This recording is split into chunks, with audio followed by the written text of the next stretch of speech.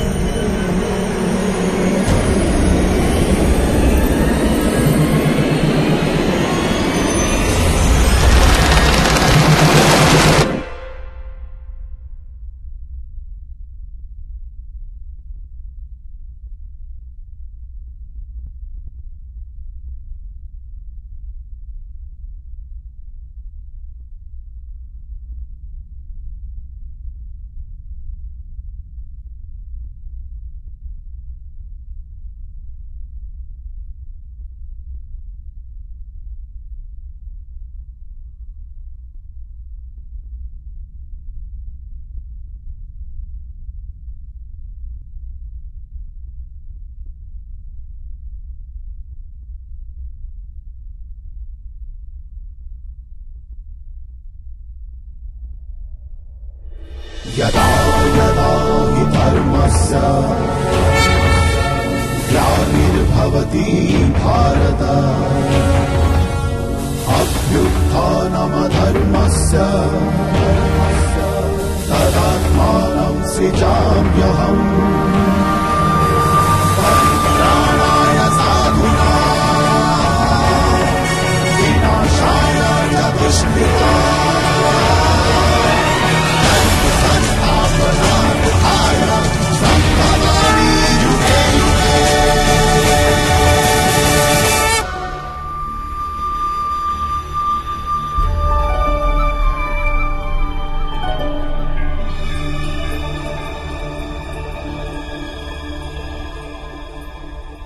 কি দেখবে পার্থ?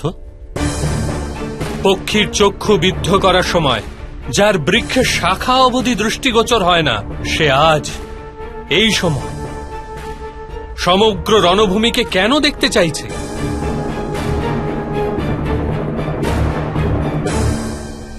বিপক্ষের সেনাদলকে পরীক্ষণ করতে চাইছি মাধব। নিজেদের সেনাদলকেও নিরীক্ষণ করতে চাইছি। জানতে চাইছি এই যুদ্ধে কার মৃত্যুতে ধর্মের স্থাপনা হবে আর কাদের মৃত্যুতে ধর্মের অনুভব।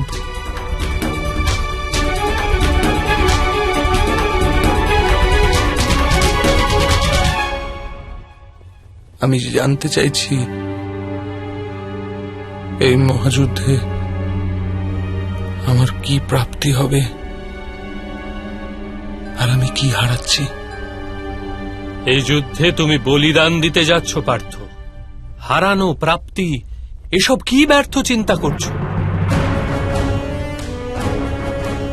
দান তাকেই বলে যাতে দানি হারায় আর যাচক প্রাপ্তি লাভ করে, কিন্তু বলিদান সেটাই হয় যা দানি দেয় আর সমগ্র জগৎ প্রাপ্ত করে। কিন্তু মাধব, আমি একলা দান দেওয়ার জন্য দাঁড়িয়ে নেই এখানে।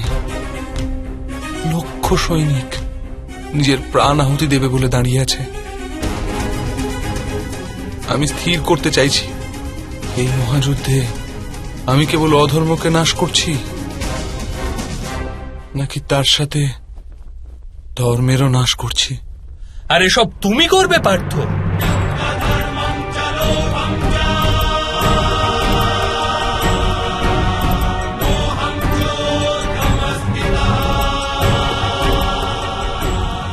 নির্মাণ আর বিনাশের শক্তি আছে তোমার কাছে? বিনাশ আর নির্মাণের কার্য তো স্বয়ং ঈশ্বর করে থাকেন পার্থ। তুমি তো কেবল এক আজ্ঞাবাহী মাত্র। তবে কেন এই সব উত্তরদায়িত্ব নিজের মস্তকে নিয়ে অহংকার বৃদ্ধি করছো? আমি তোমাকে বলেছিলাম পার্থ, যে ব্যক্তি এটা জেনে ফেলে যে সে স্বয়ং কিছুই করছে না, তারই হস্তে কোনো মহত্বের কার্য সাধিত হয়। কদাপি তা তুমি ভুলে গেছ। এই কারণে দেখে নাও পার্থ, দেখে নাও যা দেখতে চাইছো। কারণ দান করবার পূর্বে যদি দানীর হস্ত কম্পিত হয়, তবে তার দানের পুণ্য প্রাপ্তি হয় না।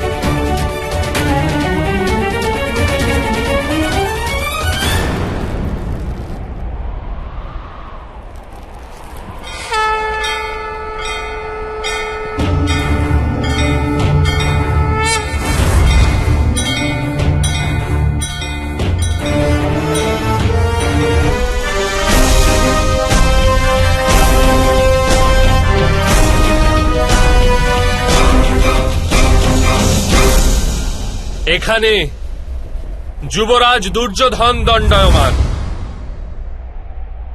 স্মরণ করো পার্থ, পাঞ্চালীকে দাসী বানিয়ে দূতসভায় আনার আদেশ ইনিই দিয়েছিলেন। দুঃশাসন, নিয়ে এসো ওই দাসী দ্রৌপদীকে এই রাজসভায়। যদি ওই অহংকারী নারী আমার আদেশ অস্বীকার করে, তাহলে তার কেশ আকর্ষণ করে টেনে নিয়ে আসবে এখানে।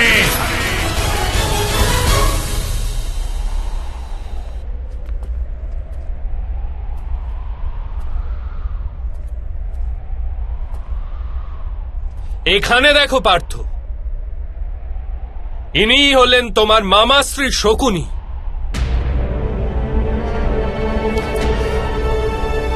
আজ তো এর হস্তে তরবারি, কিন্তু ছলনার দ্বারা সংহারের প্রয়াস করে থাকেন সর্বদা।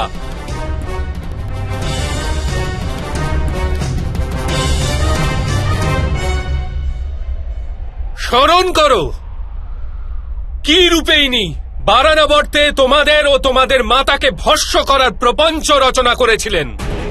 বারানাবতের ভবনে আমাদের 5 জন শত্রু একত্রিত হবে। সেই ভবনেই তোমার যুবরাজ সুযোগ্য হবে।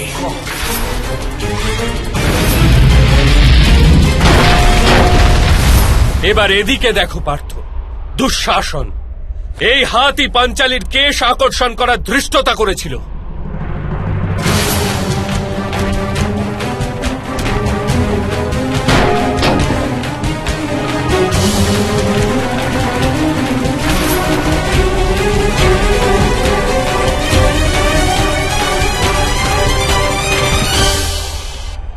মহামহিম আর গুরু দ্রোণকে দেখো, মৌন হয়ে পাঞ্চালীর অপমান দেখেছিলেন।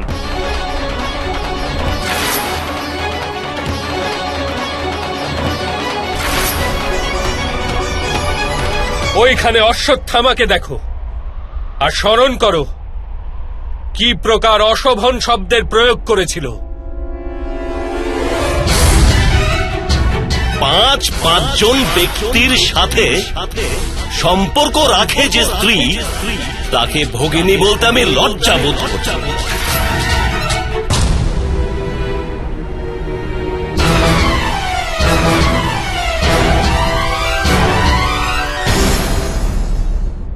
এখনো কি তোমার হৃদয়ে প্রতিশোধের অগ্নি জ্বলছে না পার্থ? ন্যায় বিচারের জন্য এখনো কি মন ব্যাকুল হচ্ছে না? এখনো কি অস্ত্র ধারণ করা সংকল্প জন্ম নিচ্ছে না হৃদয়ে? এখনো কি যুদ্ধ অনিবার্য প্রতিপন্ন হচ্ছে না?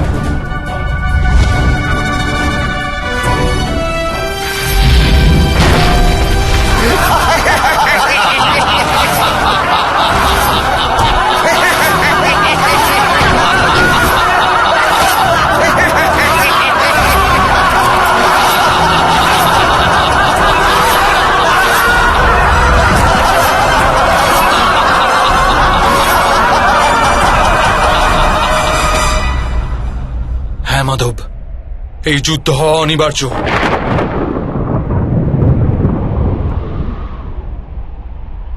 তবে এই যুদ্ধ তোমার কাছে অনিবার্য। তাহলে মহামহিমকে একবার পুনরায় দেখো পার্থ, আর স্মরণ করো কি রূপে উনি তোমাকে সুরক্ষা দিয়েছেন প্রতি পদক্ষেপে। স্বয়ং নিজের বলিদান দিয়ে তোমার আর তোমার পরিবারকে অধিকার প্রদানের প্রয়াস করেছেন। যতকাল তুমি রাজা হয়ে হস্তিনাপুরের সিংহাসনে বিরাজমান থাকবে, আমি প্রতি মুহূর্ত বাঁচব তোমায় রক্ষণ করতে। কিন্তু আজ পাণ্ডুপুত্রদেরও সুখ লাভ করার একটা সুযোগ দাও।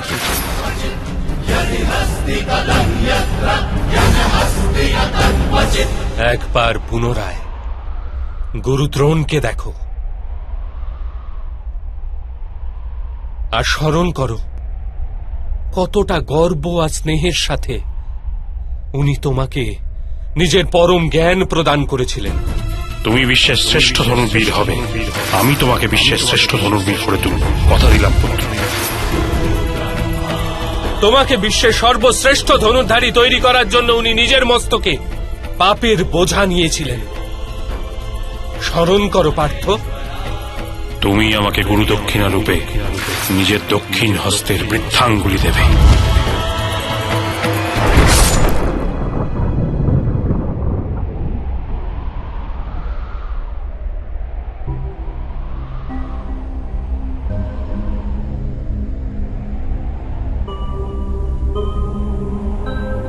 এবার ওদিকে বিকর্ণকেও দেখো। একমাত্র সেই ছিল যে দূত সভায় বিরোধ করা সাহস করেছিল। যুদ্ধে যদি কোনো রাজা হারেন, তাহলে তাকে অস্ত্র ত্যাগ করতেই হয়। কিন্তু কোন স্ত্রীকে এরূপ নির্বস্ত্র করা যায় না। যোদ্ধার নিরস্ত্র হওয়া আর স্ত্রীর নির্বস্ত্র হওয়ার মধ্যে প্রভেদ আছে জ্যেষ্ঠ।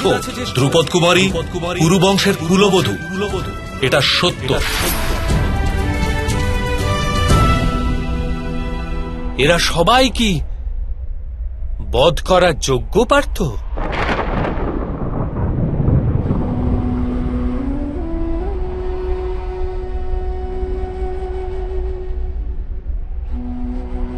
না মাধব, আমি এদের বধ কি রূপে করতে পারবো? অবশ্যই, কিন্তু নিজের পক্ষকেও দেখো পার্থ।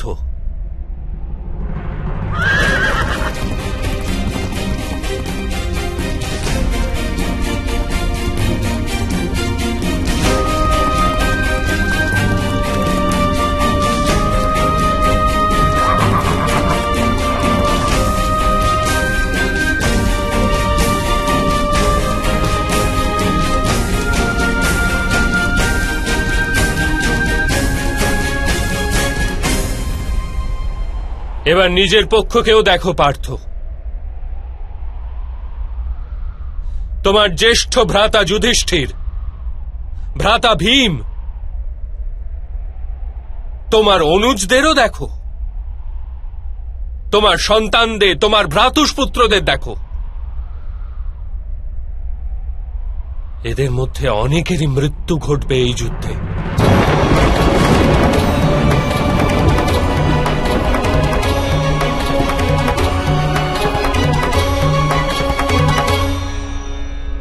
এদের সবার মৃত্যুর সম্ভাবনায় তোমার হৃদয় দুর্বল হচ্ছে না পার্থ?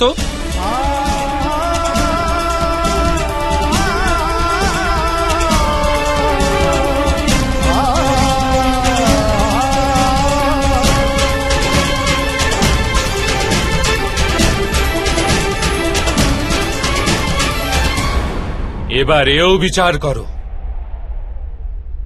যে ভ্রাতা দুর্যোধনের কি দোষ? যদি তার রাজ্যের লালসা থাকে, ওর মাতা প্রথমে গর্ভবতী হয়েছিলেন, এ তো সত্য। দুঃশাসন পাঞ্চালীর বস্ত্র হরণ করে অপরাধ করেছিল। যদি সেটা অপরাধ হয়, তাহলে তুমিও তো নিজের জ্যেষ্ঠ ভ্রাতার আদেশ মান্য করে নিজের পত্নীর অপমান হতে দিয়েছো। সেটা কি অপরাধ নয়? মহামহিম নিজের প্রতিজ্ঞাকে অধিক মহত্বপূর্ণ গণ্য করেছিল, আর নিজের কুলবধূর লজ্জাকে কম মাহাত্ম্যের বলে জেনেছিল। সেটা কি অধর্ম নয়? আর তোমার জ্যেষ্ঠ ভ্রাতা যুধিষ্ঠির নিজের বহন করা ধর্ম পালন করার জন্য দূত সভায় অংশগ্রহণ করেছিল। সেটা কি অধর্ম ছিল না?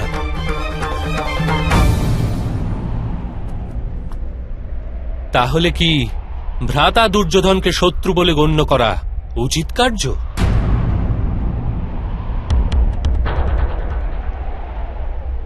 তোমার পক্ষে কি ধর্ম তুমি দেখতে পাচ্ছ পার্থ?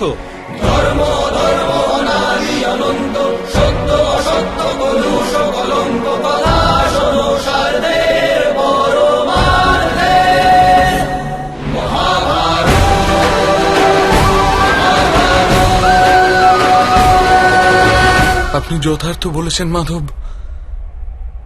আমি দুই পক্ষেই ধর্ম দেখতে পাচ্ছি, আবার অধর্ম।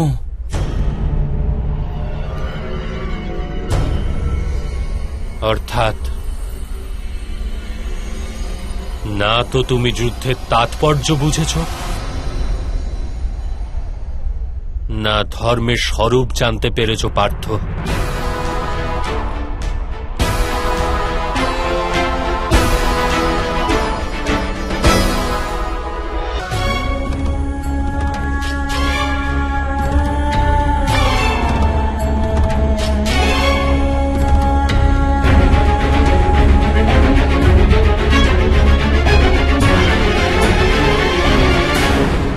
আমার মতিচ্ছন্ন হয়েছে মাধব।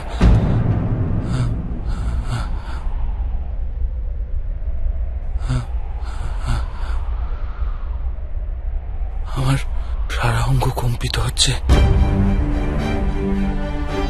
আমার হস্তে অস্ত্র ধারণের শক্তি নেই। আমার গান্ডিব আমার হাত থেকে পিছলে যাচ্ছে মাধব।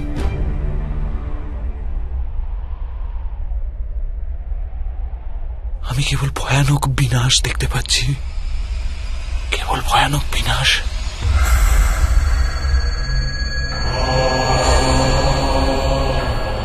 কেন?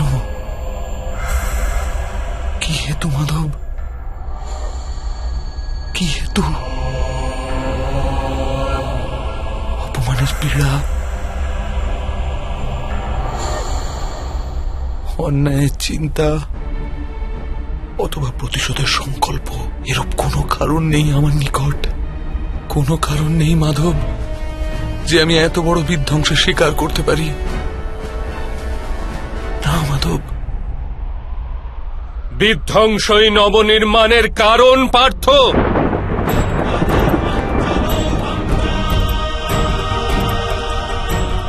উদ্ভিদের একটি শাখা কর্তন করলে আরেকটি শাখার জন্ম হয়। তুমি আজকের বিধ্বংস নিয়ে কেন ভয়ভীত হচ্ছ? কাল পুনঃ নবনির্মাণ হবে এই সত্য কি জানো না?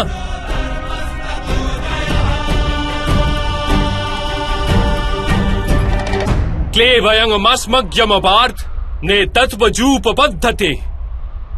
এই নপুংসকতা তোমাকে শোভা দেয় না। যুদ্ধ করা তোমার একান্ত কর্তব্য পার্থ। অস্ত্র ওঠাও।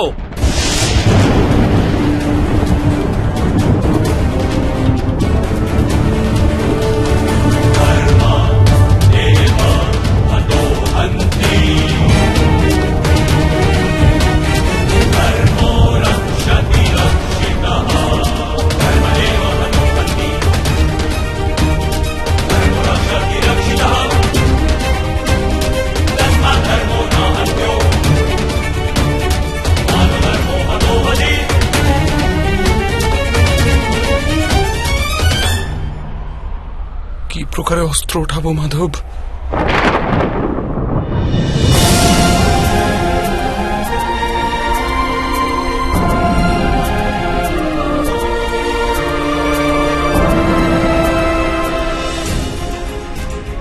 যাদের সেবা করা জীবনের পরম সৌভাগ্য গণ্য করা হয়,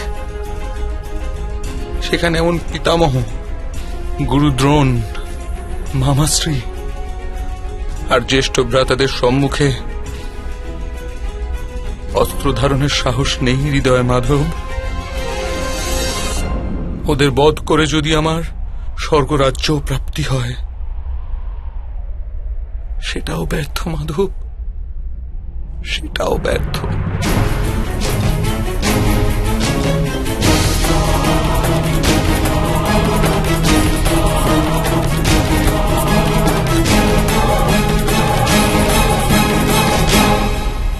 মাধব, মানুষ বাঁচে নিজের ভবিষ্যতের জন্য। আমি এই সৈনিকদেরও দেখি মাধব, এই লক্ষ সৈনিকদের দেখি যখন, তখন ভাবি যুদ্ধের পশ্চাতে লক্ষ স্ত্রীলোক বিধবা হবে, লক্ষ শিশু অনাথ হবে। কাল যখন সমাজের নিয়ম ভঙ্গ হবে, তখন পরম্পরা শিক্ষণ দেওয়ার কেউ থাকবে না, বেদের জ্ঞান লুপ্ত হয়ে যাবে মাধব, কুরুকুল নষ্ট হয়ে যাবে, আর্যাবর্তের সুরক্ষা নষ্ট হয়ে যাবে, সব নষ্ট হয়ে যাবে মাধব, সব নষ্ট হয়ে যাবে।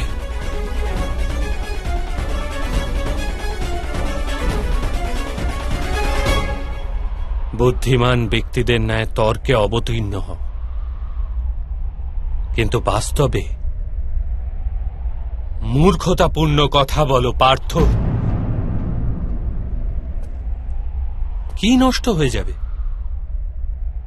বৃক্ষের কিছু পত্র ঝরে গেলে বা উদ্গামিত না হলে তাকে আনন্দ বা দুঃখের কারণ বলা যায় না।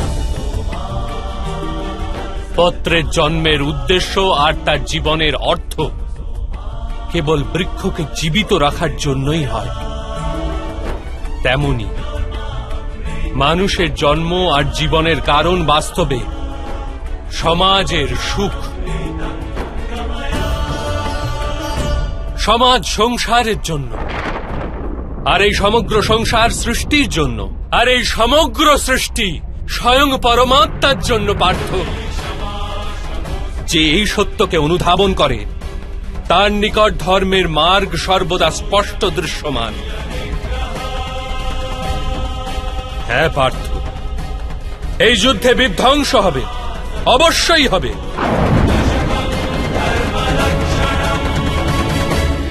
কিন্তু এও জেনে রাখো নতুন পরম্পরার নির্মাণও হবে। পুরানো পরম্পরা বিষাক্ত হয়ে গেছে। 1000 বর্ষ পূর্বে বেদ যেই ধর্মের স্থাপনা করেছিল তা আজ কেবল শব্দ হয়ে রয়ে গেছে। যে বর্ণ ব্যবস্থা মানুষের বুদ্ধির ওপর ভিত্তি করেছিল তা আজ মানুষের জন্মের ওপর নির্ভরশীল হয়ে গেছে। শোষণের মাধ্যম প্রস্তুত হয়েছে পার্থ।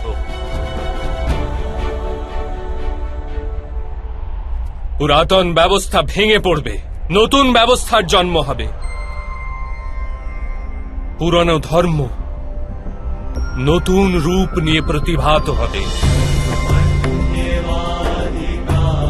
যে প্রকার বর্ষা ঋতুর পূর্বে মেঘে আবৃত আকাশ ময়লা দেখায় আর ধুলায় ঢাকা মৃত্তিকাও ময়লা দেখায়, সেই প্রকার স্থিতি আজ। আর বর্ষার পশ্চাতে আকাশ আর পৃথিবী ধৌত হয়ে স্বচ্ছ হয়ে যায়, ঠিক সেই রূপ এই যুদ্ধের পশ্চাতে সমাজ আর সংসার ধৌত হয়ে স্বচ্ছ হয়ে যাবে পার্থ।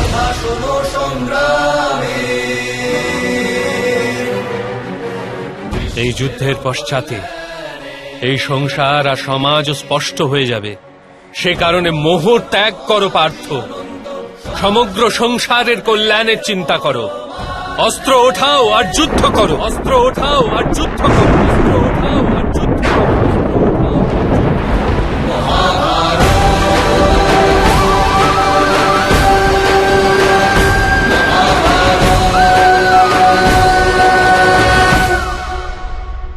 আমি আপনার কথা শুনতে পাচ্ছি মাধব, কিন্তু তার অর্থ আমার হৃদয় পর্যন্ত পৌঁছচ্ছে না। আমার মন মোহ দ্বারা ঘিরে আছে। কি প্রকারে নিজের ধর্মকে দর্শন করব? আমার মন আত্মীয়দের চিন্তায় ডুবে আছে। কি প্রকারে সমগ্র সংসারের চিন্তা করব? মাধব, আপনি বলেছিলেন আপনি আমার রথকে সঠিক দিশায় নিয়ে যাবেন।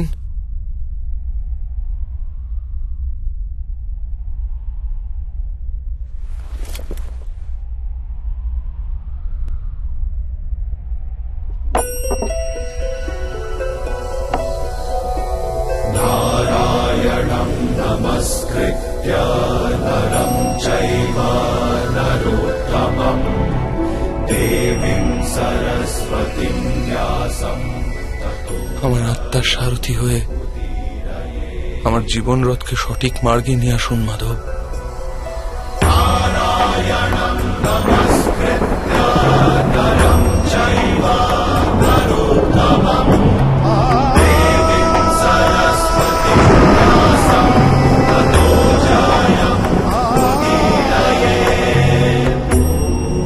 কি জানতে পারলে আমি আমার দুর্বলতা ত্যাগ করতে পারবো মাধব?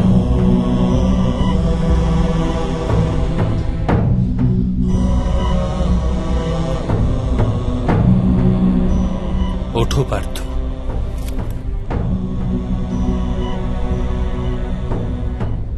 শোনো পার্থ, জীবনের রহস্য জানো, সংসারের বাস্তবিক রূপকে অনুধাবন করো। গঙ্গার প্রবাহকে মুষ্টিবদ্ধ করে গ্রহণ করলে কিছুই প্রাপ্ত হয় না, কিন্তু সেই হস্তকে অঞ্জলি করে গঙ্গার প্রবাহে নিমজ্জিত করলে গঙ্গা জল মুখ পর্যন্ত পৌঁছতে পারে।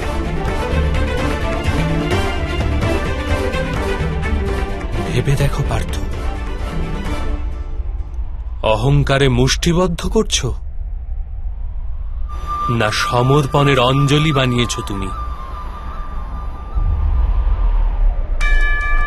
এই জ্ঞানকে গ্রহণ করতে পারবে?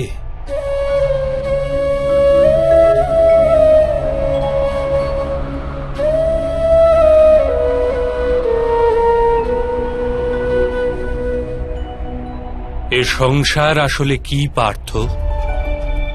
মানব, দানব, পশু, পক্ষী, জন্তু, কীট, মৎস্য, বৃক্ষ, এইসব কি রূপে সৃষ্টি হয়? কোন পদার্থ থেকে এদের জন্ম হয়? কি রূপে চলাচল করে? কি রূপে বাঁচে? মৃত্যু কি রূপে হয় এদের? আর মৃত্যুর পশ্চাতেই বা কি হয় তাদের?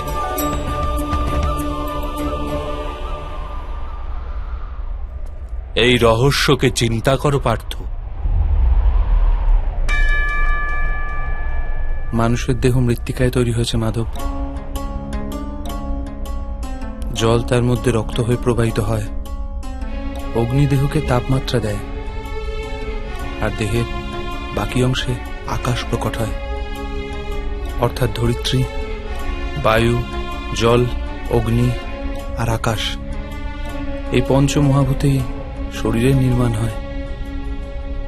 অর্থাৎ মহামহিম গুরুদ্রোণ পৃথিবী, জল, বায়ু, অগ্নি আর আকাশ অপেক্ষা অধিক কিছুই নন।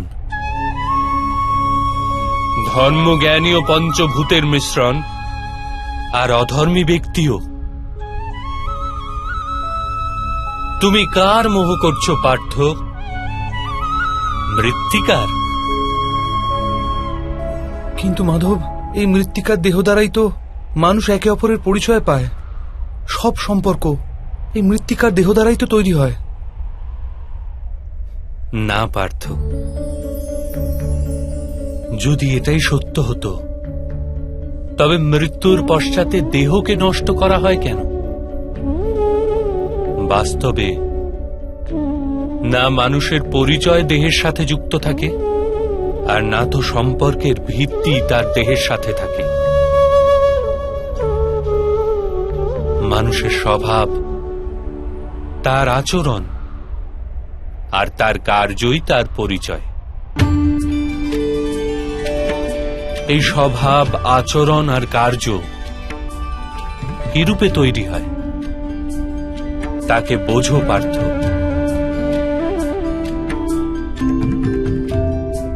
মানুষের জীবন কেবল দৃশ্যমান আর অদৃশ্য পদার্থের মিলন মাত্র পার্থ, কিন্তু তথাপি প্রত্যেক মানুষের স্বভাব তথা কার্য ভিন্ন ভিন্ন প্রতিপন্ন হয়। এর কারণ হল সৃষ্টির 3 গুণ, তম, রজ আর সত্য। তা কি রূপে মাধব? তম শব্দের অর্থ অন্ধকার। ভালো মন্দের বিচার ব্যতীত জীবন নির্বাহ করাকে তামসিক আচরণ বলা হয়ে থাকে।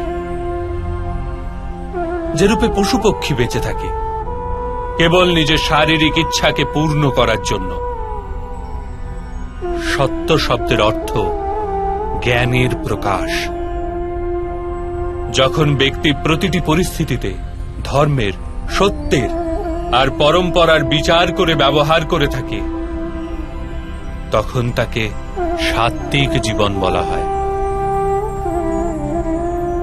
এই দুইয়ের অন্তঃস্থলেও এক প্রকার ব্যক্তি থাকে যার নিকট জ্ঞান তো আছে, কিন্তু শরীর আর মনের বাসনার সাথে আবদ্ধও রয়েছে। এরূপ ব্যক্তি রজগুণ অর্থাৎ অহংকারপূর্ণ মন নিয়ে বেঁচে থাকে। তম, রজ অথবা সত্যগুণের অধিক অথবা স্বল্প মাত্রার মেলবন্ধনে মানুষের স্বভাব তৈরি হয়।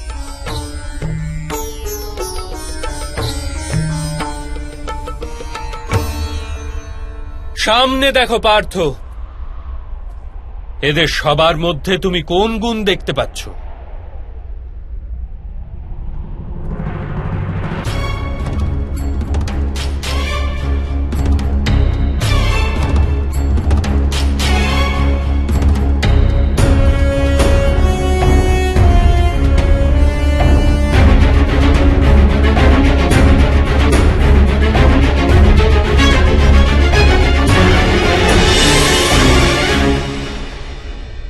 যুবরাজ দুর্যোধন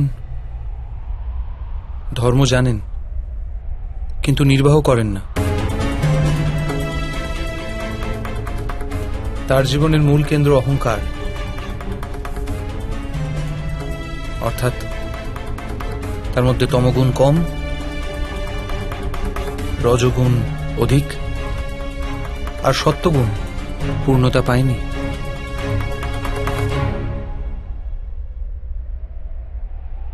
আর এদিকে রাজকুমার দুঃশাসন, উনি সর্বদাই নিজের জ্যেষ্ঠ ভ্রাতার আদেশ পালন করেছেন নির্বিচারে, অর্থাৎ এর মধ্যে কেবল তমগুণ। মহামহিমকেও দেখো পার্থ, সত্যর সাথে তমর মিলন। অহংকার নেই এনার, কিন্তু পুরাতন ধর্ম, পুরাতন পরম্পরার প্রতিজ্ঞার দ্বারা আবদ্ধ। আবশ্যকতা হওয়া সত্ত্বেও নিজের প্রতিজ্ঞা ভঙ্গ করতে পারেন না। গুরু দ্রোণকে দেখো, জ্ঞান আর অহংকার দুইই আছে। জ্ঞান তো মানুষকে মুক্তি দান করে, কিন্তু এনার অহংকার এনাকে মুক্ত হতে দেয় না।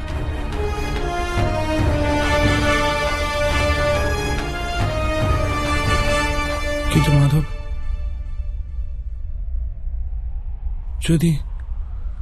যদি মানুষের স্বভাব এই ত্রিগুণের মিলন হয়, তাহলে মানুষের স্বভাব প্রথম থেকেই নির্ধারিত থাকে। সিংহ হরিণকে ভক্ষণ করবেই, আর সিংহ দ্বারা ভীতিগ্রস্ত হবে। তাহলে ধর্মের প্রশংসা কিসের? আর অপরাধের দণ্ডই বা কেন? কি তাৎপর্য এর?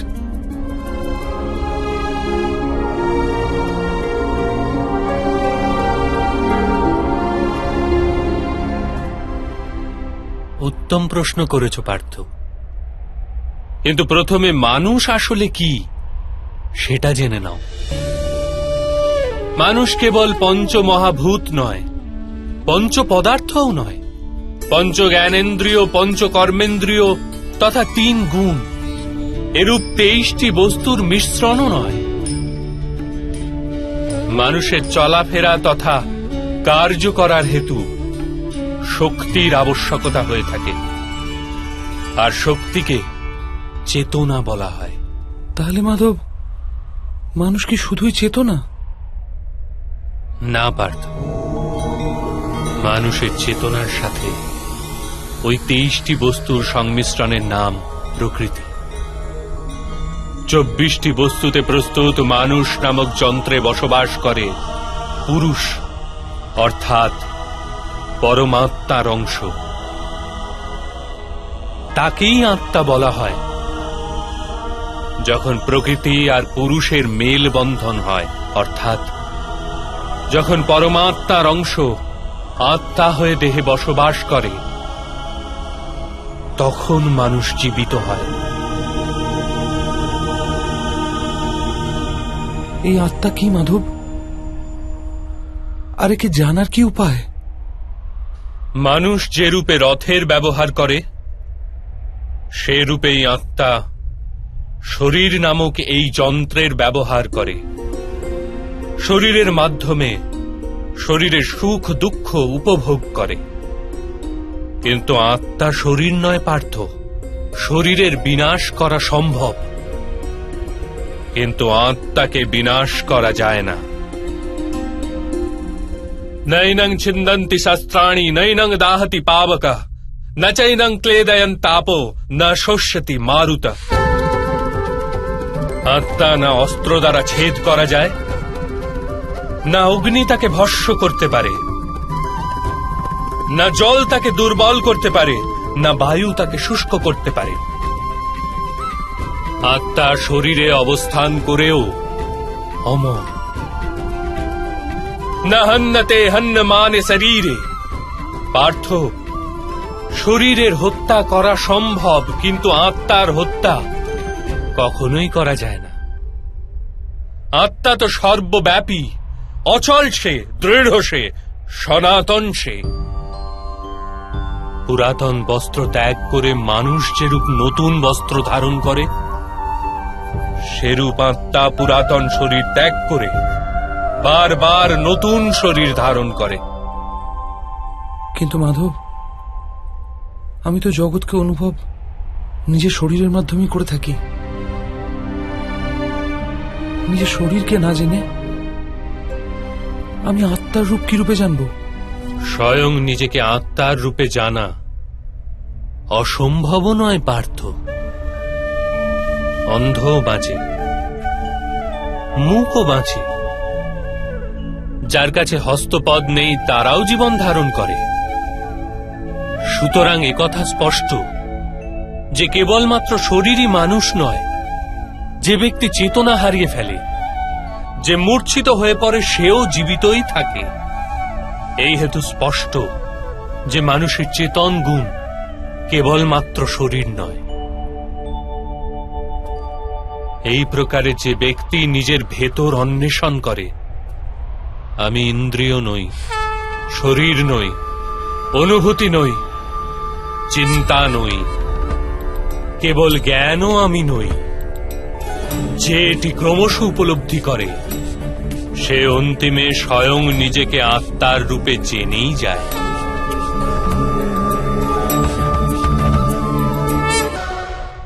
এই আত্মার কার্যকারিতা কি মাধব? যখন পরম ব্রহ্মের বিভাজন হল, পুরুষ তথা প্রকৃতি সৃষ্টি হল, তখন পুরুষ অর্থাৎ পরমাত্মার অংশ আত্মার রূপ ধারণ করে প্রকৃতির প্রত্যেক বস্তুতে বসবাস করলেন।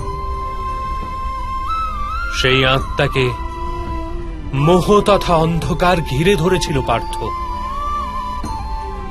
সেই মোহনিদ্রা থেকে জাগ্রত হয়ে স্বয়ং নিজেকে পরমাত্মার অংশ হিসেবে জানাই আত্মার কর্তব্য, উদ্দেশ্য এবং জীবন কার্য।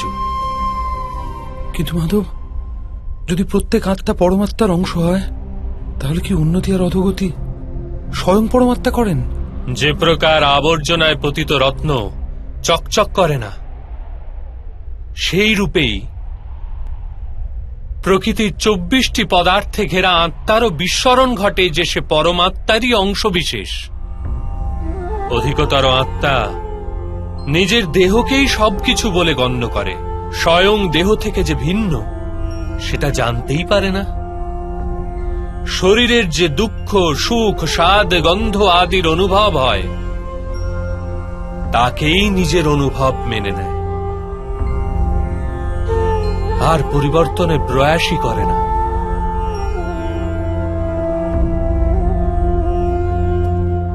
যে আত্মা পরিবর্তনের প্রচেষ্টাই করে না,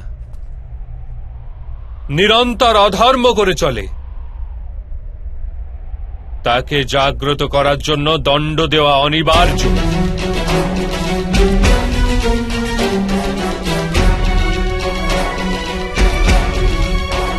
তুমিও এটা জেনে নাও পার্থ, যে তুমি কোনো শরীর নও, কেবলমাত্র এক আত্মা।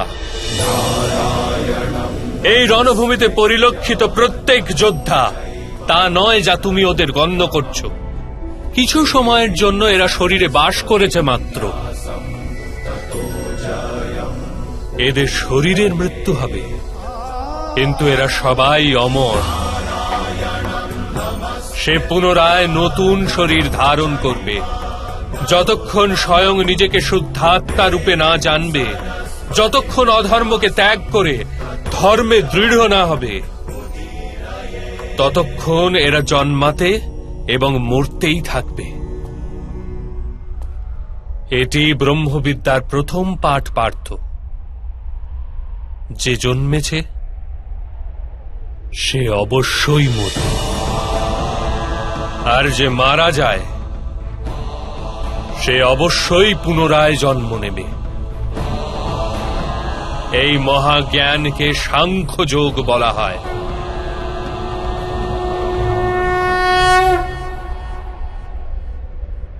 তা কি রূপে মাধব?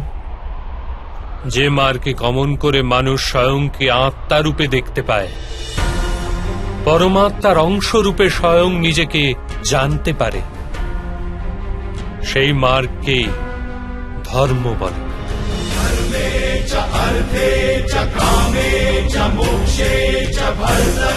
যখন মানুষ স্বয়ং নিজেকে পরমাত্মার অংশ বিশেষ হিসেবে জেনে ফেলে, তখন সে অনুভব করতে পারে যে সৃষ্টি পরমাত্মা, আর এই পরমাত্মাই সৃষ্টি। সৃষ্টি আর পরমাত্মায় কোনো পার্থক্য নেই।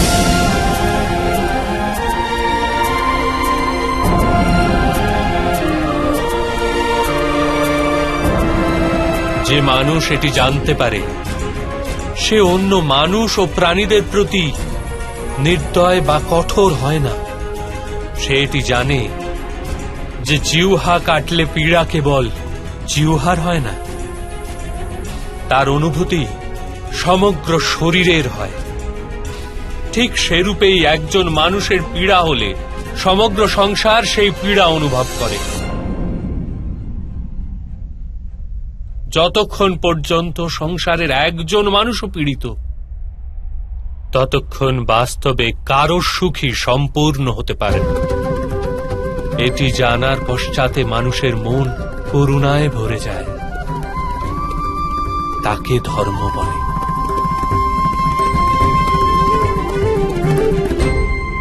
যখন কেউ তমগুণ দ্বারা আবিষ্ট থাকে, তখন সে অপরের প্রতি কঠোর, নির্দয় ও স্বার্থপর হয়ে ওঠে।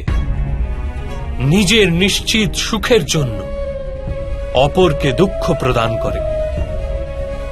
তার পরমাত্মার অভিমুখে গতি হয় না, অর্থাৎ অধর্ম পরমাত্মার থেকে দূরে নিয়ে যাওয়ার মার্গ মাত্র। অর্থাৎ অধর্ম তো অজ্ঞানতার অপর নাম। তাহলে তো অজ্ঞানীর প্রতি দয়া হওয়া আবশ্যক। দণ্ডের কি তাৎপর্য?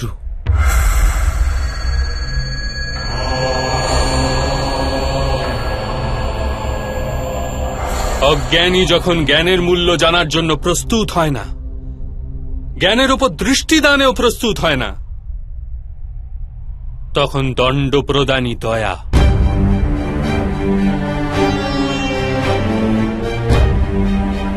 তার প্রতি এবং অপর পক্ষের প্রতিও।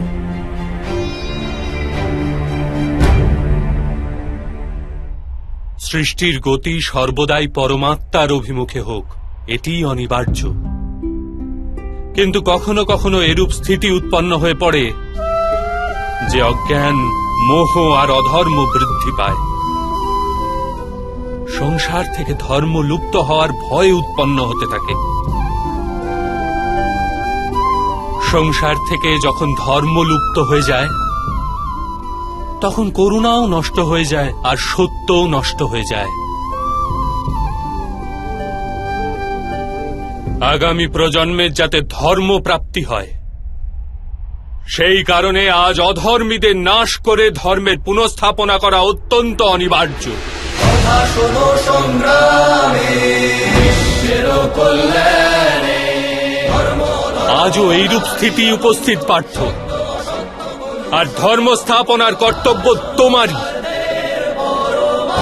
এই কারণে দুর্বলতা ত্যাগ করো আর এই যুদ্ধের জন্য প্রস্তুত হও। আর এই যুদ্ধের জন্য প্রস্তুত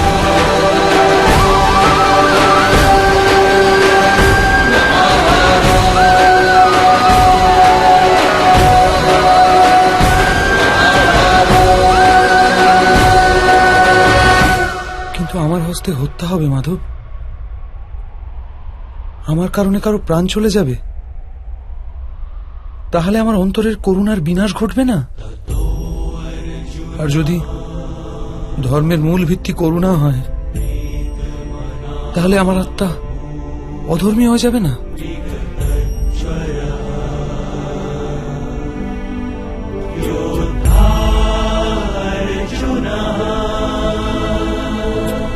কর্মের বন্ধন অবশ্যই নির্মিত হয়, কিন্তু কার্যের বন্ধন নির্মিত হয় না পার্থ।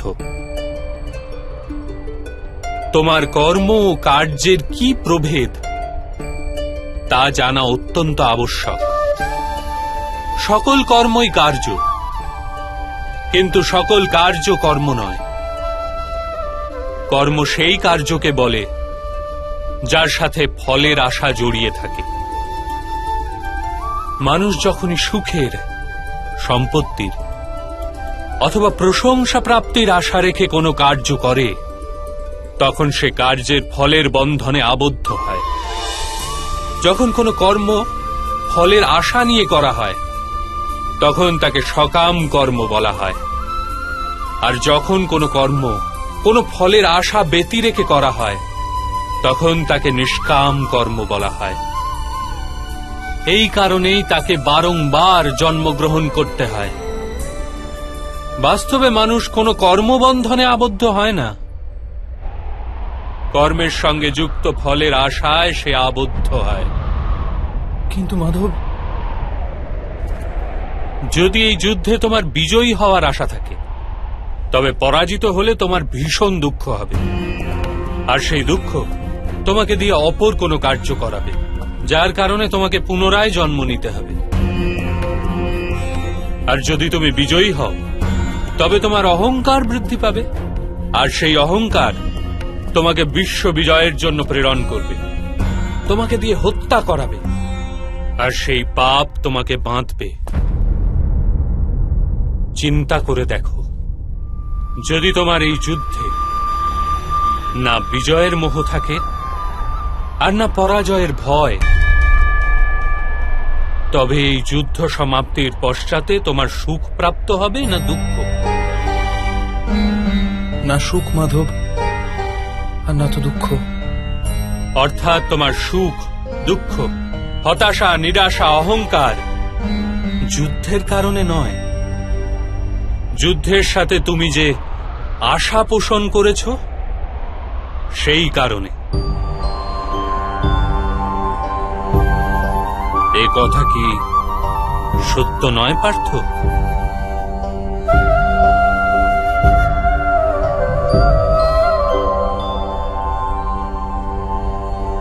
सुख दुखे समे कृत्वा लाभा लाभौ जया जयौ ततो युद्धाय युज्यस्व नैबं पाप मवाप्स्यसि।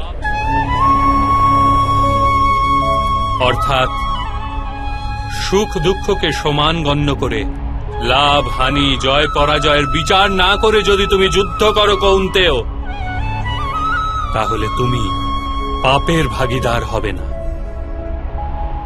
একেই কর্মযোগ বলে। যে সাংখ্য জ্ঞান প্রাপ্ত করে নেয় সে এটি জানতে পারে যে সে শরীর নয়, কেবল এক আত্মা মাত্র। শরীরের ভোগ আর অনুভব কেবল মৃত্যু পর্যন্ত, অর্থাৎ বাস্তবিক নয়, কেবল মায়া মাত্র। তার নিকট কর্মযোগী হওয়া সরল হয়ে যায়। কিন্তু মাধব, যদি কার্যেই বন্ধন সুনিশ্চিত হয়, তাহলে সংসার ত্যাগ করে সন্ন্যাস নেওয়া উচিত নয়? এই চিন্তাধারারই পরিণাম স্বরূপ আজ এই যুদ্ধ ঘটছে পার্থ।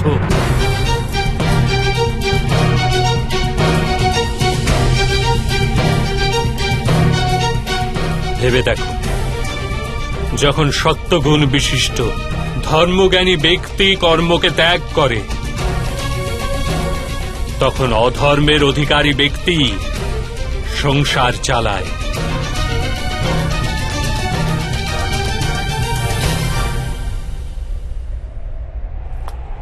যদি মহামহিম সংসারকে পরিত্যাগ না করতেন, তবে অধর্ম এত বৃদ্ধি পেত না।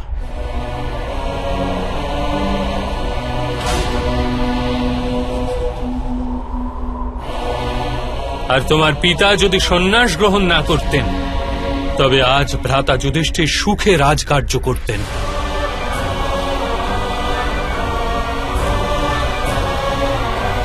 আর নিজের প্রজাদের ন্যায় ও ধর্মের জ্ঞান দান করতেন।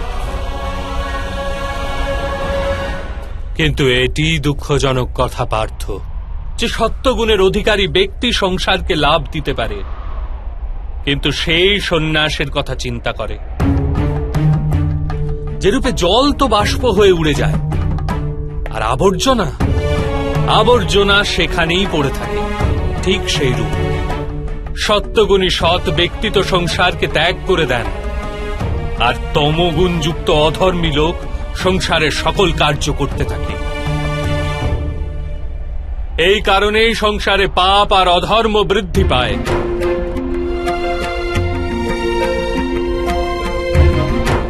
কিন্তু কর্মযোগ এই বিচিত্র পরিস্থিতিতে সমগ্র সংসারকে রক্ষা করে। কর্মযোগী ফলের আশা ত্যাগ করে, কিন্তু কর্মকে ত্যাগ করে না।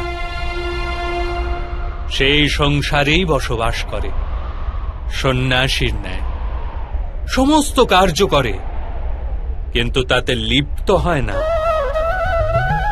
কর্মযোগী নিজের সন্তানের থেকে, স্বজনের থেকে, নিজের প্রজার থেকে কোনো আকাঙ্ক্ষা অথবা আশা রাখে না। স্বয়ং তার সন্ন্যাসের লাভ হয়, কিন্তু সমাজকে সংসারের ন্যায় লাভ প্রদান করে। মানুষ নিজের সন্তানের সুখের জন্য শ্রম করে মাধব, নিজের সন্তানের নিকট সুখের আশা করবে না। মানুষ নিজের সন্তানের জন্য যাই করে থাকে, তা কি ব্যবসা নাকি প্রেম পার্থ? প্রেম মাধব। তাহলে নিজের কার্যের প্রতি ফলের আশা কেন পার্থ? ভবিষ্যতের লাভ তো ব্যবসায় দেখা হয়, প্রেমে নয়। যে মানুষ নিজের সন্তানের চরিত্র নির্মাণ উচিত রূপে করে, সন্তানদের প্রেম ও ধর্মের সংস্কার দিয়ে থাকে, তার সন্তানেরাও তাকে প্রেম ও সুরক্ষা অবশ্যই দেয়। সন্তানদের কর্ম, স্বজনদের ব্যবহার, তাদের কর্ম পার্থ।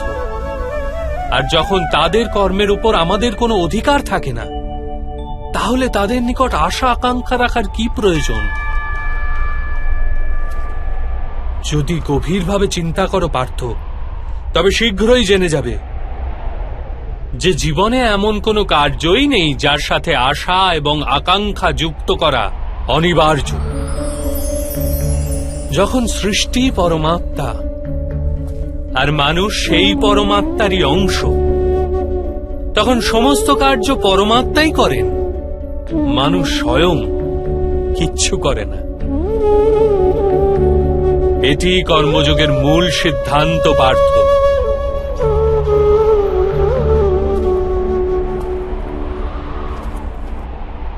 তোমাকেও কর্মযোগী হয়ে এই যুদ্ধে অংশগ্রহণ করতে হবে পার্থ। ত্রিগুণিয়া বিশ্বা বেদা নিস্ত্রিগুণো ভবার্জুন নির্দ্বন্দ্ব নিত্য সত্ত্বস্থ নির্যোগ ক্ষেম আত্মবান। তিনটি গুণ পরিত্যাগ করে নির্গুণ হয়ে যাও পার্থ। এই দ্বন্দ্ব থেকে মুক্ত হয়ে যাও। সর্বদা সত্য অর্থাৎ পরমাত্মায় বুদ্ধি প্রয়োগ করে কর্তব্য নির্বাহ করতে থাকো। কিছু প্রাপ্তি লাভের আশা আর কিছু প্রাপ্ত বস্তুকে সংরক্ষণ করার চিন্তা পরিত্যাগ করো পার্থ, আর নিজের আত্মাকে স্বতন্ত্র করো।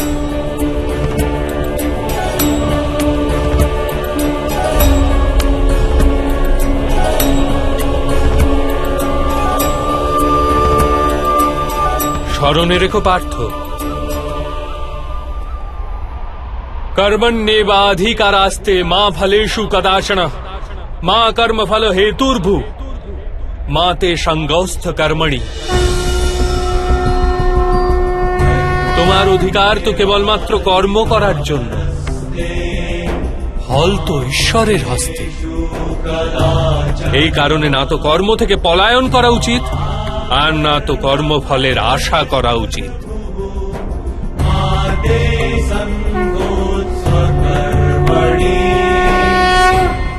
তাহলে ফলের আশা ত্যাগ করবে, কিন্তু কর্ম পরিত্যাগ করবে না। এরূপ কর্মযোগীকে কি রূপে চেনা যায় মাধব? विषया विनिवर्तन्ते निराहारस्य देहिन रसवर्जं रसयापस्य परं दृष्ट्वा निवर्तते। শোনো পার্থ, যে স্বাদ থেকে মুক্তি পাওয়ার জন্য আহারকেই ত্যাগ করে, বাস্তবে তার মন থেকে স্বাদের লালসা কখনোই যায় না। তার দু প্রকারের হানি হয়। প্রথমত, সে দুর্বল হয়ে পড়ে, যার কারণে পরমাত্মাকে প্রাপ্ত করার জন্য যে প্রচেষ্টা অনিবার্য তা সে করতে সক্ষম হয় না। আর দ্বিতীয়ত, সর্বদাই তার মন স্বাদ গ্রহণের লালসায় পূর্ণ থাকে। এই হেতু আহার ত্যাগের চেয়ে উত্তম কার্য স্বাদ গ্রহণের লালসাকেই ত্যাগ করে ফেলা। কর্মযোগী নিজের মনের সমস্ত লালসাকে নিষ্কাশন করে, জীবনকে কর্তব্য গণ্য করে কার্য অবশ্যই করে, সেই কার্যে আবদ্ধ হয় না। অর্থাৎ যে ব্যক্তি নিজের কার্য থেকে আশা আর আকাঙ্ক্ষা রাখে না, তারই কার্য পূর্ণ হয়। একবার বিফল হয়েও যার মন টলে না, একবার সফল হয়েও যে ব্যক্তি নিজেকে সর্বশ্রেষ্ঠ গণ্য করে না, এইরূপ ব্যক্তিকেই কর্মযোগী বলা হয়। আর এইরূপ ব্যক্তি জীবনে বারংবার সফল হয়।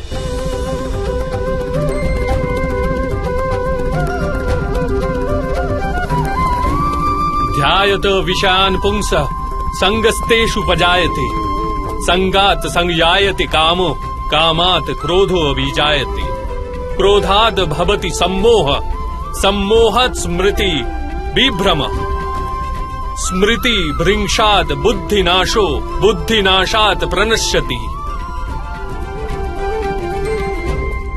ফলের আশায় কামনা প্রকট হয়, আর কামনার তো স্বভাবই হলো অসন্তুষ্ট থাকা। অসন্তোষ থেকে ক্রোধ উৎপন্ন হয়ে থাকে, আর ক্রোধ থেকে মোহ জন্ম নেয়। মোহের তরুণ ব্যক্তি আচার ও ব্যবহারের জ্ঞানই ভুলে যায়। জ্ঞান ভুলে গেলে বুদ্ধি চলে যায়, অনুচিত প্রকারের কার্য করতেই থাকে, আর সমাজ এরূপ ব্যক্তির শত্রু হয়ে পড়ে। আর অন্তিমে এরূপ মানুষের পূর্ণতার পতন ঘটে।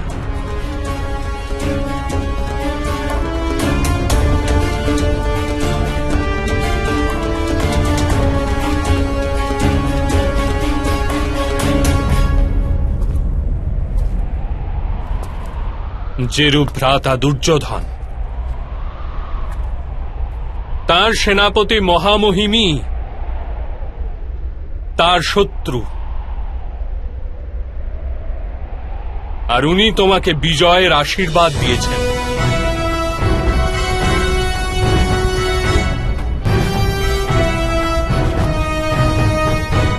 পার্থ, কর্মযোগ ব্রহ্মবিদ্যার দ্বিতীয় পদক্ষেপ। পরমাত্মায় নিজের বুদ্ধি স্থির করো, স্বয়ংকে আত্মারূপে চেনো, মিথ্যা বন্ধন থেকে মুক্ত হয়ে যাও, আর ফলের আশা পরিত্যাগ করে কেবল কর্ম করতে থাকো।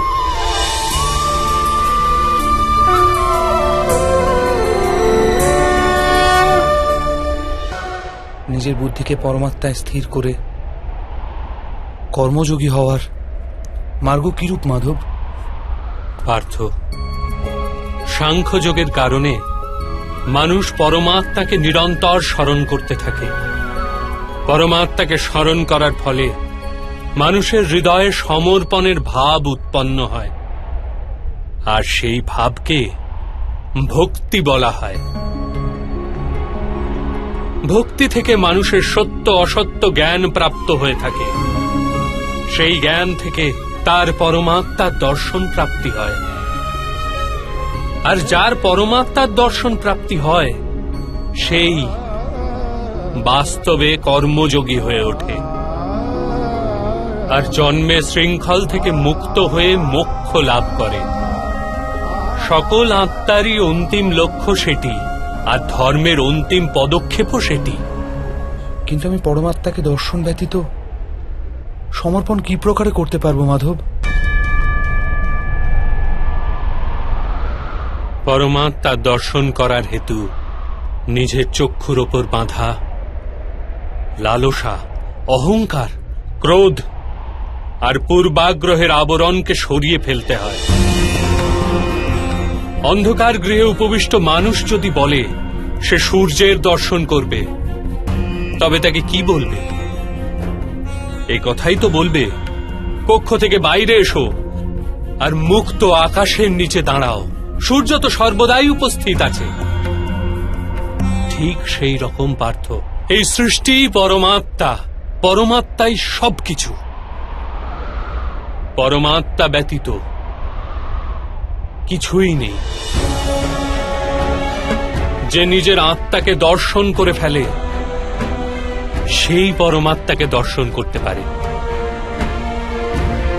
যেরূপ লবণের একটি কণার স্বাদ সমগ্র সাগরের স্বাদ থেকে ভিন্ন হয় না, ঠিক সেরূপ নিজের আত্মদর্শন পরমাত্মা দর্শনের থেকে ভিন্ন হয় না।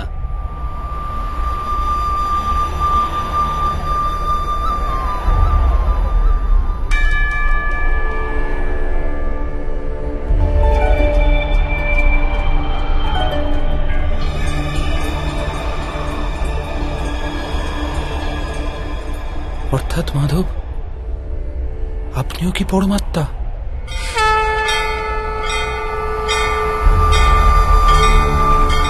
হ্যাঁ পার্থ,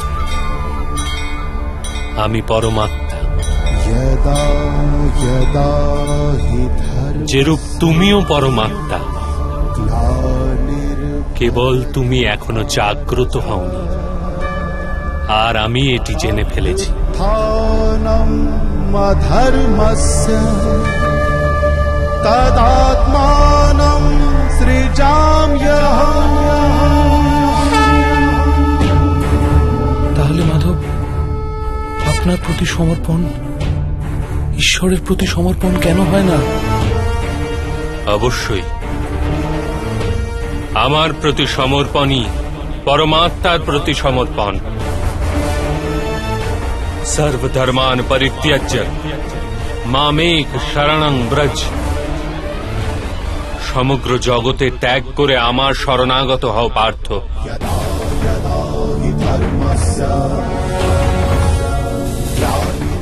আমি সংসার, আমি সংসারের প্রতিটি কণা, আমি সূর্য আর আমি চন্দ্র, আমি নক্ষত্র আর আমি সমস্ত গ্রহরাজি। আমি সূর্য অপেক্ষাও অধিক পুরাতন আর বৃক্ষে বিকশিত কুড়ি অপেক্ষাও নূতন। আমি সমগ্র মনুষ্য জাতি, আমি স্বর্গ এবং নরক ধারণকারী শক্তি। আমি দুর্যোধন,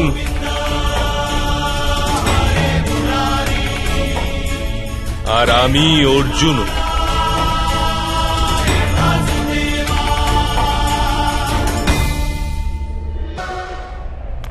সেটা কি রূপে সম্ভব মাধব? আপনার জন্ম তো অনেকে তাদের জীবদ্দশায় দেখেছে। আপনার মাতাও এখনো জীবিত, যার গর্ভ থেকে আপনি জন্মেছেন। আপনি চিরন্তন আর অবিনশ্বর কি রূপে হতে পারেন? তুমি কেবল শরীর দেখছ, আর আমি আত্মার কথা বলছি। আমার অনেক জন্ম হয়েছে পার্থ, আমি অনেক অবতার রূপ ধারণ করেছি, অনেক প্রকার শরীর ধারণ করেছি আমি, আর এই মৃত্তিকায় মিশে গেছি।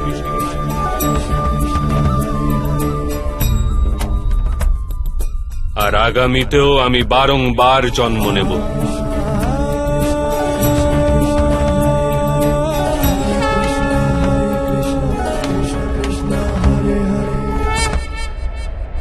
यदा यदा हि धर्मस्य ग्लानिर्भवति भारत अभ्युत्थानमधर्मस्य तदात्मानं सृजाम्यहम्। परित्राणाय साधूनां विनाशाय च दुष्कृतां धर्म संस्थापनार्थाय संभवामि युगे युगे।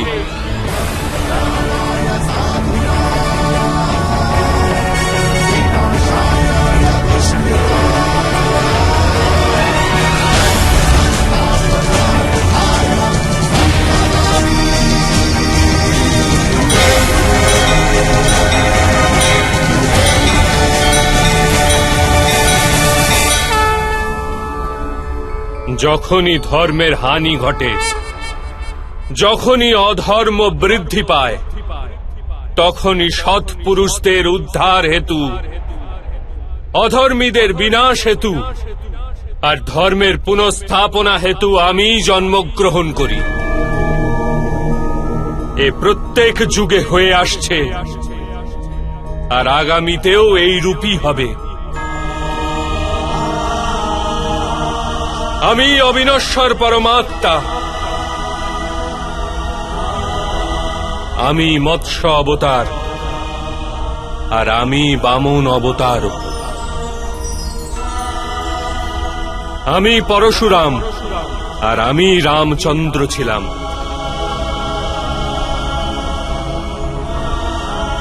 আমি ব্রহ্মা, বিষ্ণু আর মহেশ্বর, আর আমি সরস্বতী, কালী এবং লক্ষ্মীও।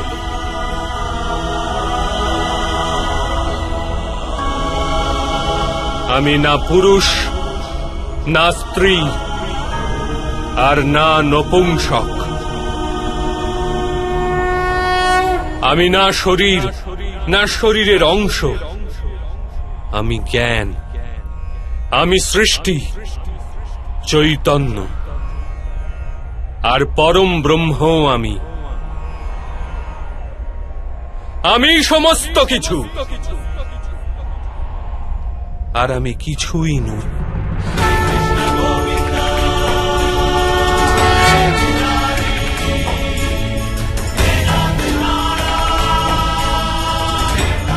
এরূপ প্রত্যেক যুগে ঘটেছে, আর আগামীতেও এই রূপই ঘটতে থাকবে।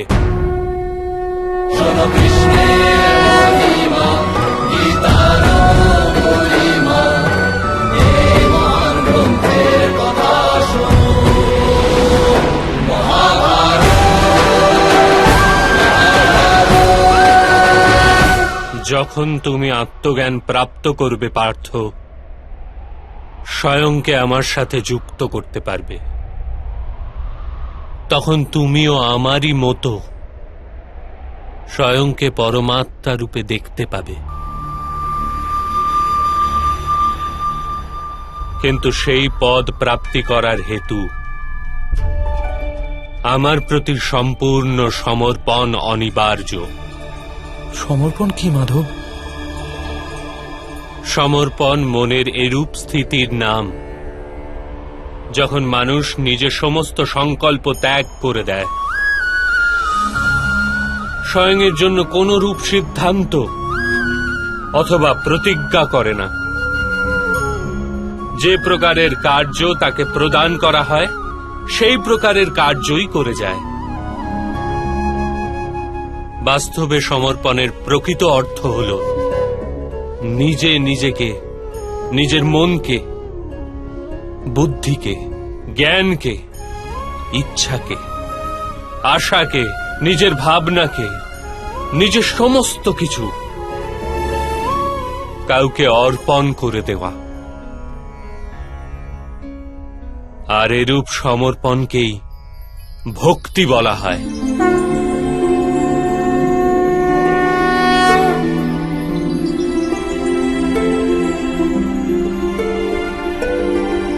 পত্নীর সমর্পণ পতির ওপর থাকে, একজন যোদ্ধার সমর্পণ থাকে সেনাপতির ওপর, একজন শিষ্যের হৃদয়ে গুরুভক্তি থাকে। তাহলে কি সমস্ত ভক্তি এক প্রকার? সবার কি এতে ঈশ্বর প্রাপ্তি হয়? না পার্থ, মানুষ যার প্রতি সমর্পিত হয় তারই অনুরূপে গড়ে ওঠে সে। তার মনে কোনো সন্দেহ বা কোনো প্রশ্ন জন্ম নেয় না। কোন দুরাচারীর প্রতি সমর্পণ সেই মানুষের কার্যকে দূষিত করে তোলে।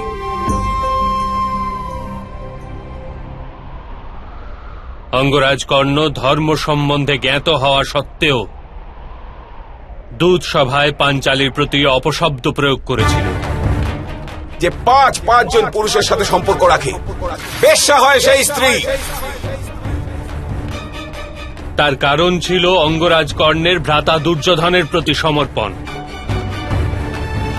এই যুদ্ধে তার যে দণ্ডপ্রাপ্তি হবে তা কেবল জন্ম বা জাতির জন্য নয়, শুধুমাত্র এক দুরাচারের প্রতি সমর্পণের জন্য তার দণ্ডপ্রাপ্তি হবে।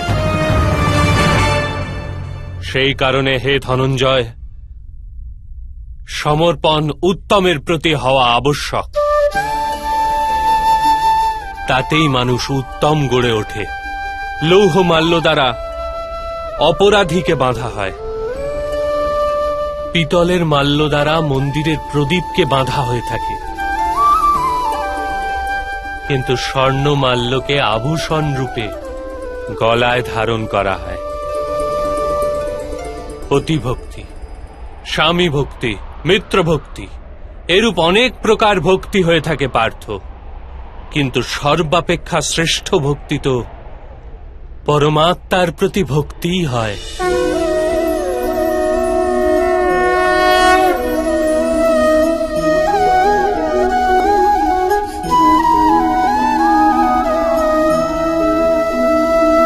কিন্তু পরমাত্মার ভক্তির সাথে সাংখ্য আর কর্মযোগের কি সম্পর্ক? সাংখ্যযোগের কারণে মানুষ স্বয়ংকে আত্মার রূপে জানতে পারে, কর্মযোগের দ্বারা সে জীবনের বন্ধন থেকে মুক্ত হয়ে যায়, আর ভক্তির কারণে মানুষের পরমাত্মার বাস্তবিক রূপের জ্ঞান লাভ হয়। পরমাত্মার জ্ঞান দ্বারা মানুষ জন্ম মৃত্যু চক্র থেকে মুক্ত হয়ে সচ্চিদানন্দ স্বরূপকে প্রাপ্ত করে। পরমাত্মায় বিলীন হয়ে স্বয়ং পরমাত্মা হয়ে যায়। যেরূপ জলের ক্ষুদ্র এক বিন্দু যখন সাগরে মেশে তখন স্বয়ং সাগর হয়ে যায়। অর্থাৎ এই শরীরের কোনো মাহাত্ম্যই নেই মাধব। অবশ্যই মাহাত্ম্য আছে পার্থ।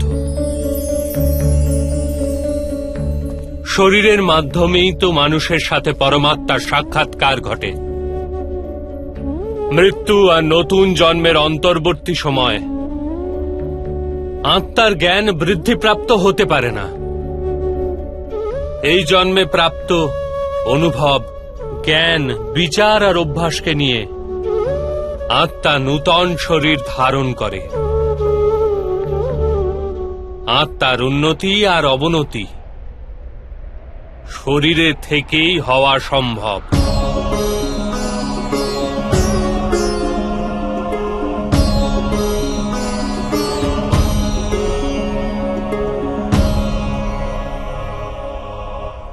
কিন্তু মাধব, এখানে উপস্থিত ব্যক্তিদের বধ করে আমরা কি ওদের উদ্ধার পাওয়ার সম্ভাবনা নষ্ট করে দেব না?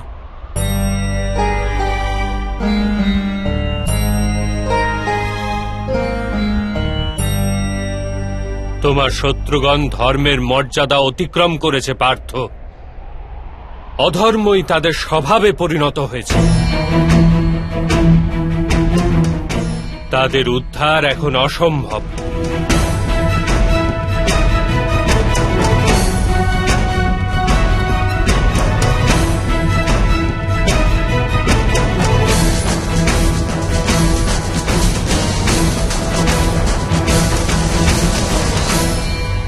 অপরাধীদের একটি নির্দিষ্ট সীমা অবধি অপরাধের সুযোগ দেওয়া যেতে পারে। আমিও শিশুপালের ৯৯টি অপরাধ ক্ষমা করেছিলাম, কিন্তু ১০০ অপরাধের পশ্চাতে তাকে দণ্ড প্রদান করা আবশ্যক ছিল। অপরাধীকে যদি অপরাধ করতে দেওয়া হয় তবে তাতে তার অধিক থেকে অধিকতর পতন ঘটে।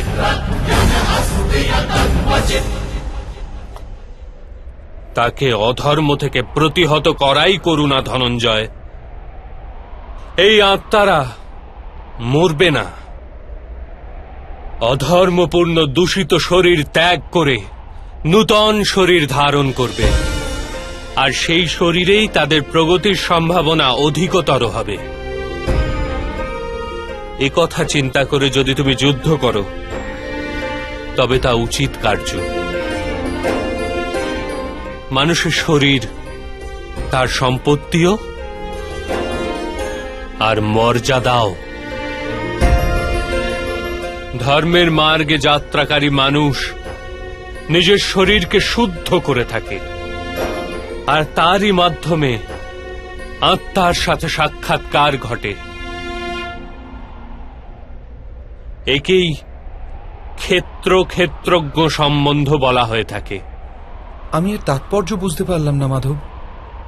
যখন মানুষ একথা জেনে ফেলে যে তার শরীর একটি ভূমিখণ্ড মাত্র, অর্থাৎ এটি ক্ষেত্র, আর সে সেই শরীরে বসবাসকারী, শরীরকে উপলব্ধিকারী, অর্থাৎ সে ক্ষেত্রজ্ঞ, তখন সে শরীরের মাধ্যমে নিজের উন্নতির স্বাদ পেয়ে থাকে। আত্মা শরীরে থেকে ৩টি গুণের ভারসাম্য রক্ষা করে।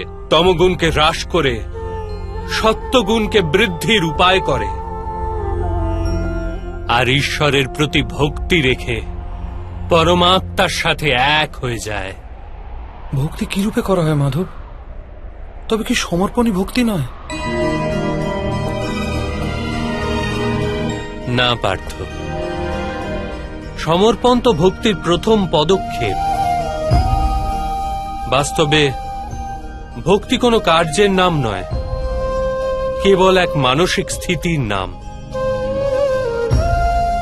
আবশ্যিকতা আছে যে মানুষ জপ তপ, যাগ যজ্ঞ, সংযম, নিয়ম, যোগ আর শ্রদ্ধার মাধ্যমে নিজের অন্তরকে শুদ্ধ করে এবং পরমাত্মার প্রতি সমর্পিত থাকে। মানুষ নিজের সমস্ত কার্য, সমগ্র কার্যের ফল, নিজের জীবনের প্রত্যেকটি শ্বাস পরমাত্মাকে সমর্পণ করতে থাকে।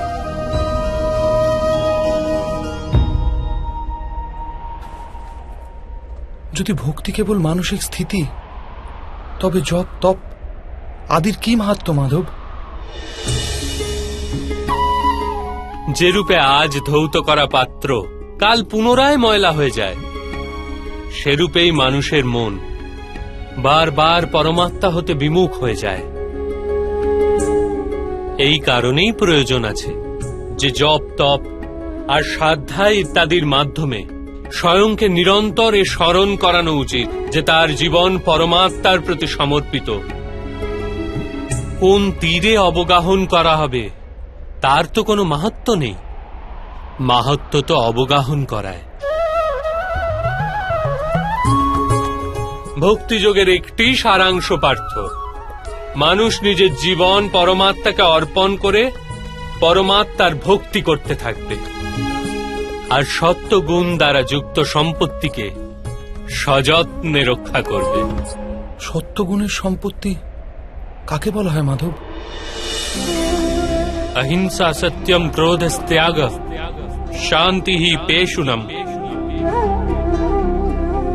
दया भूतेष्वलोलुप्तम मार्द्वम हीर चापलम तेज क्षमा धृति सोचम द्रोह नातिमानिता भवन्ति संपदम देवी अभिजातस्य भारत। बिना कारणे तथा स्वार्थेर हेतु हिंसा करा অধর্ম পার্থ। বাস্তবে অহিংসাই পরম ধর্ম, আর তার সাথে সত্য, ক্রোধ না করা, ত্যাগ, মনের শান্তি, নিন্দা না করা, দয়াভাব, সুখের প্রতি আকর্ষিত না হওয়া, বিনা কারণে কোনো কার্য না করা, তেজ, ক্ষমা, ধৈর্য, শরীরের শুদ্ধতা, ধর্মের বিরোধিতা না করা তথা অহংকার না করা, এই সব গুণকে সত্য গুণের সম্পত্তি বা দৈবিক সম্পত্তি বলা হয়। এর দ্বারাই মানুষ পরমাত্মার অর্থাৎ আমার ভক্তি করতে সক্ষম হয়, জীবনের কর্তব্যকে বহন করে চলে, ধর্মের স্থাপনা করে চলে, আর কর্মফলের আশা পরিত্যাগ করে জীবন যাপন করে।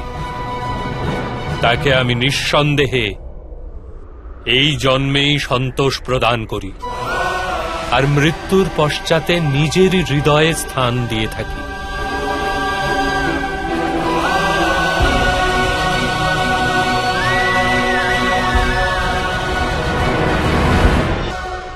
আপনার রূপ কি রূপ মাধব?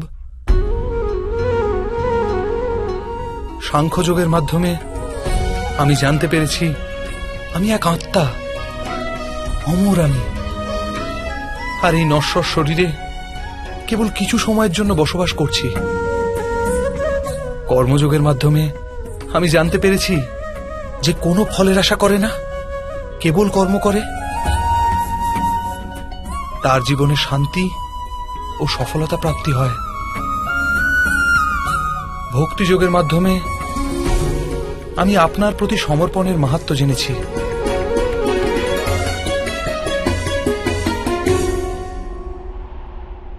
কিন্তু মাধব, আপনিই বলেছিলেন এখানে প্রতিটি স্থানে মানুষ নয়, কেবল পরমাত্মা আছে।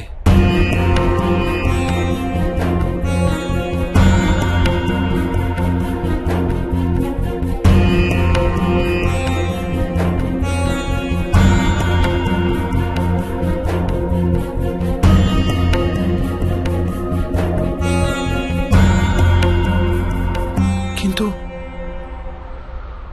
এখনো আমি এখানে এখানে মানুষ দর্শন করছি, কেবল মানুষ মাধব।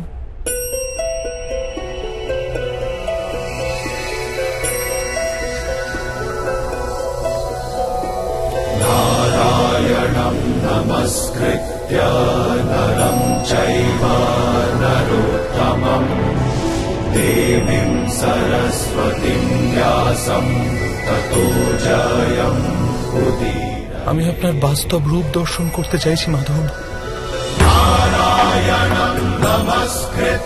আপনার শক্তি, আপনার জ্ঞান, তেজ, ঐশ্বর্যময় পরমাত্মা স্বরূপকে প্রত্যক্ষ দর্শন করতে চাইছি মাধব।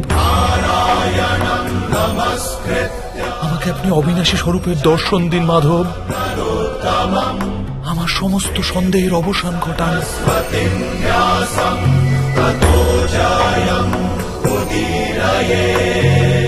আমাকে দর্শন দিন মাধব।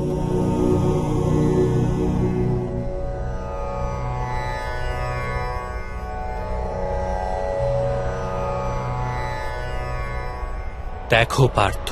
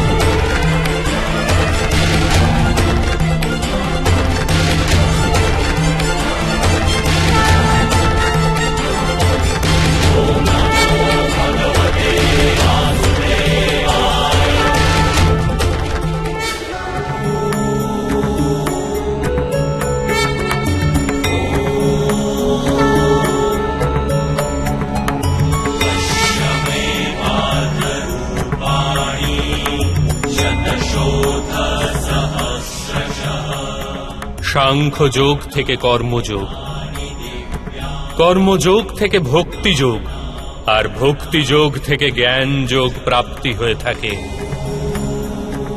আমার বিশ্বরূপ দর্শন করাই বাস্তবিক জ্ঞানার্জন অর্জুন।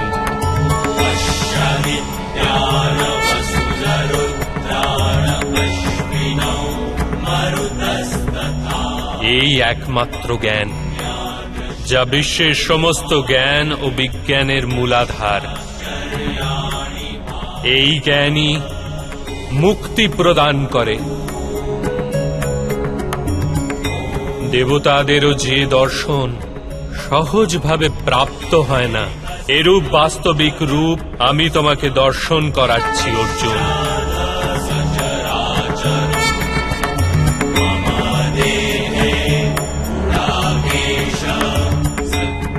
আমি এই পৃথিবীর কোণে কোণে বসবাস করি, আর এই পৃথিবী সূর্য, চন্দ্র, নক্ষত্র আর গ্রহরাজি আমারই অন্তঃস্থলে বাস করে। আমি সত্য, আমি সম্পূর্ণ, আমি জীব, আর আমি শিব। অক্ষরে আকার আমি, বেদ মধ্যে সামবেদ, দেব মধ্যে ইন্দ্র, প্রাণী মধ্যে চেতনা, যক্ষ মধ্যে কুবের, রুদ্রের মধ্যে শঙ্কর, বসুদের মাঝে অগ্নি, পর্বতের মধ্যে সুমেরু, আর ঋষিদের মধ্যে ভৃগু। ধ্বনির মধ্যে ওঙ্কার আমি, যজ্ঞ মধ্যে জপ, আর বৃক্ষের মধ্যে পবিত্র পিপুল বৃক্ষ। বুদ্ধিতে স্মৃতি, মেধা, ধৃতি আর ক্ষমা আমি। আমি কীর্তি, গন্ধর্ব মধ্যে চিত্ররথ আমি, দেবর্ষি মধ্যে নারদ, আর মুনিদের মধ্যে কপিল। অশ্বদের মধ্যে উচ্চৈশ্রবা, হস্তি মধ্যে ঐরাবত, আর পশুদের মধ্যে সিংহ, পক্ষীদের মধ্যে গরুড়, মানুষের মধ্যে রাজা, আর অস্ত্রের মধ্যে বজ্র আমি। গাভীদের মধ্যে কামধেনু, সর্প মধ্যে বাসুকি, শেষ নাগ আমি। যমরাজ আমি, বরুণ দেব আমি, আর বায়ুও আমি। ভগবান রাম আমি, পবিত্র গঙ্গা আমি, সৃষ্টি মধ্যে আদি, মধ্য তথা অন্ত আমি। ব্রহ্মবিদ্যা আমি, মহাকাল আমি, আর ব্রহ্মাও। প্রভা, বিজয়, সত্য আমি, নিশ্চয় আমি। দণ্ড, শক্তি, নীতি, মৌনতা তথা তত্ত্বজ্ঞানও আমি।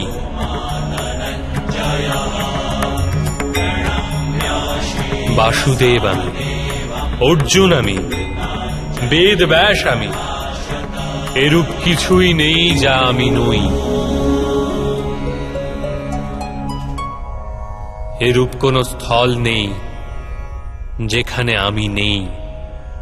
আমি সময়, আর আমি জীবন ও মৃত্যু অর্জুন। এখানে উপস্থিত সমস্ত মানুষের মৃত্যু হয়ে দাঁড়িয়ে আছে।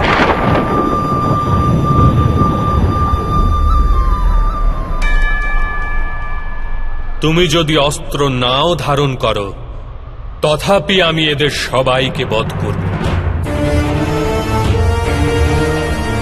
এই হেতু মোহকে ত্যাগ করো, আর নিজের কর্তব্যকে দেখো। ধর্মের ভার ওঠাও, গাণ্ডীব ধারণ করে স্বর সন্ধান করো। যুদ্ধ করো অর্জুন, যুদ্ধ করো।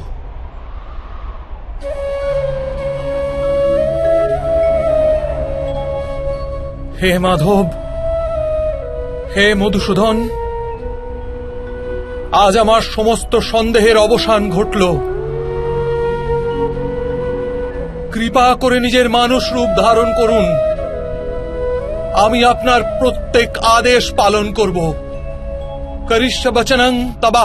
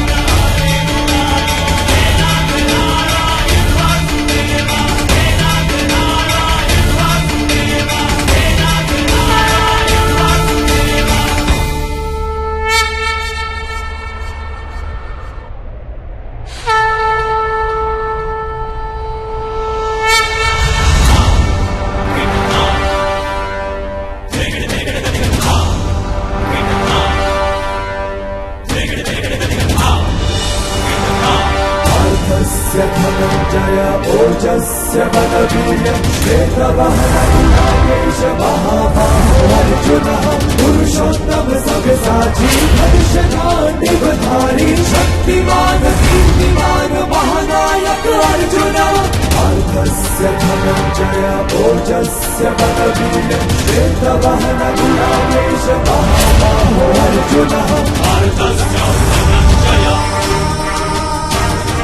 श्वेतवहन गुणाकेश अर्थस्य धनञ्जय ओजस्य बलवीर श्वेतवहन गुणाकेश